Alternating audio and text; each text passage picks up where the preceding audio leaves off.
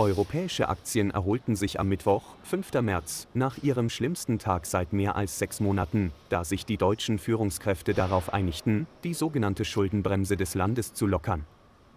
Der deutsche Blue-Chip-Index DAX lag um 15 Uhr und 45 Minuten, 1145 GMT, bei 23.083 Punkten, was einem Anstieg von 3,4% entspricht.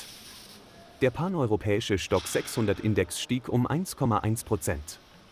Der Referenzindex verzeichnete am Dienstag seinen schlechtesten Tag seit August 2024, als die neuen 25%igen Zölle von US-Präsident Donald Trump auf Importe aus Mexiko und Kanada in Kraft traten.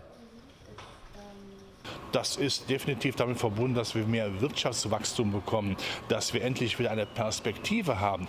Wirtschaftspsychologisch auch sehr wichtig. Endlich wird wieder angepackt. Das ist sehr positiv. Und wir können uns das leisten. Unsere Schuldentragfähigkeit ist immer noch gut. Wir liegen bei gut 60% Schulden zur Wirtschaftsleistung. Andere Länder können davon nur träumen. Also wenn wir jetzt nicht gute Schulden machen, um die Wirtschaft auf Vordermann zu bringen, wann dann?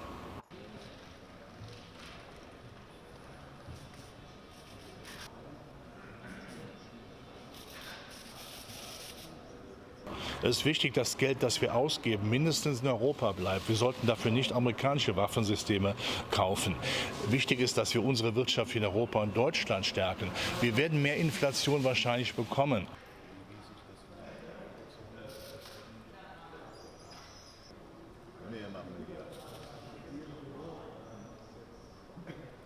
What's going to be positive, I think, is that if the government now spends more money on infrastructure, also on defense, I expect that to mobilize private capital as well. I think this is a signal also to global investors that Germany really starts to believe in its own story again, in its own success story for the next few years.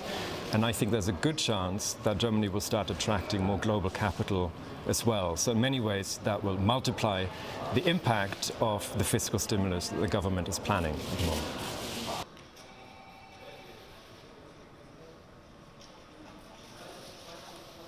I think developments in the last 4 weeks, especially since the Munich Security Conference, have really been a wake-up call for everyone in Berlin. I think everyone in the country as well. I think there was always a sense that we needed to invest more. The argument was always about how to fund it, and I think ultimately that's where the political disagreements were. But now there's a clear consensus that you have to borrow more money in order to finance these investments. They are existentially important, and that's why they're happening now, I think.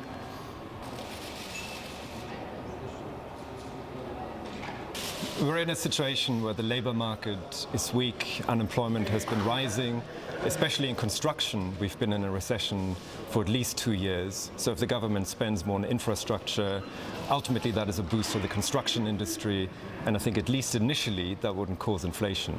But perhaps over 4 or 5 years, once the entire economy recovers, it could get a little bit tight in the labour market, and then potentially it would have some inflationary consequences. But I'm not too worried about that for the time being.